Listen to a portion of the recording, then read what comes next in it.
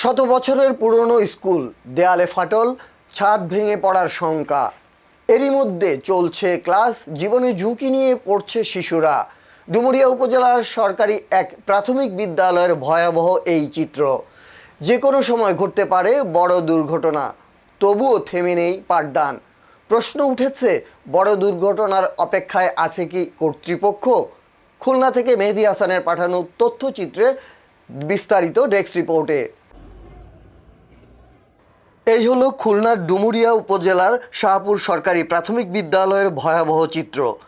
জরাজীর্ণ ভবনে চলছে পাঠদান, জীবনের ঝুঁকি নিয়ে ক্লাস করছে ২৫০ শতাধিক শিক্ষার্থী। শত বছরের পুরনো এই শিক্ষা প্রতিষ্ঠান এখন যেন এক ভয়ঙ্কর ঝুঁকির নাম। সরেজমিনে দেখা গেছে বিদ্যালয় ভবনের দেয়াল ও ছাদ জুড়ে রয়েছে একাধিক ফাটল। কোথাও প্লাস্টার খসে পড়েছে, কোথাও দেখা যাচ্ছে বড় ধরনের চির।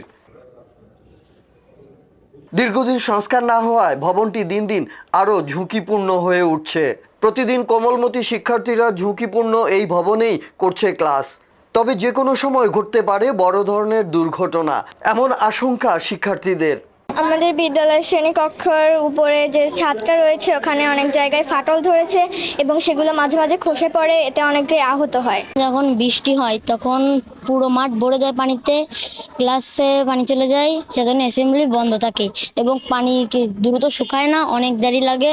সেই জন্য আমরা মাঠে খেলাধুলাও করতে পারি না। বিদ্যালয়ে একটিমাত্র কল, এই কলে পানিতে খুব আয়রন থাকে, যার কারণে আমরা পানি পান করতে পারি না। আমরা দ্রুত এটা সংস্কার চাই, তা না হলে পরবর্তীতে আরো বড় ধরনের দুর্ঘটনা হতে পারে।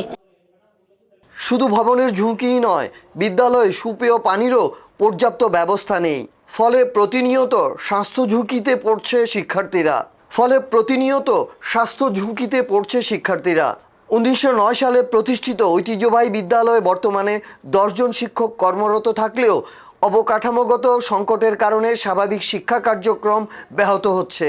এ অবস্থায় বিদ্যালয়টি জরুরি ভিত্তিতে সংস্কার বা পুনর্নির্মাণের দাবি জানিয়েছেন শিক্ষকরা। বৃষ্টির দিনে আমরা আসলে আরও সমস্যা বেশি ভোগ করি।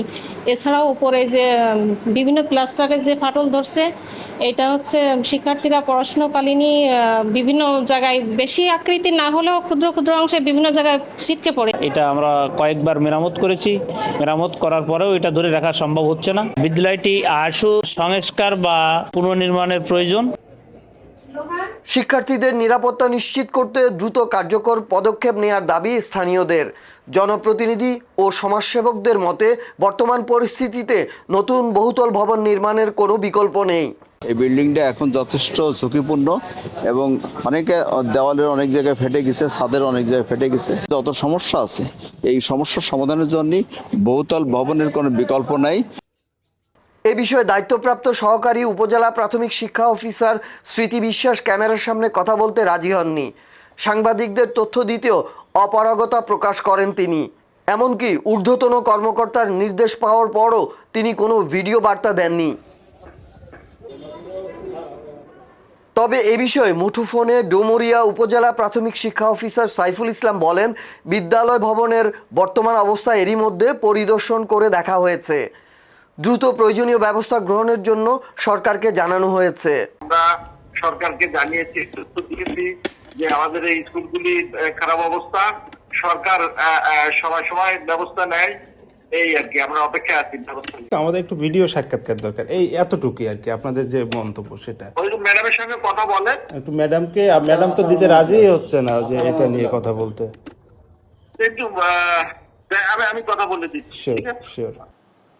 বিদ্যালয়টির সংস্কার বা পুনর্নির্মাণে দ্রুত কার্যকর ব্যবস্থা না নিলে যে কোনো সময় ঘটতে পারে বড় ধরনের দুর্ঘটনা, এমন আশঙ্কা এলাকাবাসীর। তবে প্রশ্ন একটাই, দুর্ঘটনার আগে কি জাগবে কর্তৃপক্ষ, নাকি অপেক্ষা আরও বড় বিপদের?